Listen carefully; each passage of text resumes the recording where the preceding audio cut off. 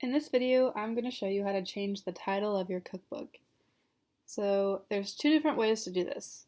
You can actually change the way your cover looks and the title that's on your cover by clicking on the edit button closest to the cover page. You'll click that. You'll click on the title where it says Terrifying Treats, and I'll just add my name to the beginning, Ashley's Terrifying Treats. So that's one way to do this, right? The other way, if you go to My Cookbooks, you'll see my book is actually called Ashley's Cookbook instead of Ashley's Terrifying Treats. So in order to fix this, we're going to Edit Book. We're going to click More, Book Settings, and right here where it says Ashley's Cookbook, we're going to change it to Ashley's Terrifying Treats and click Save.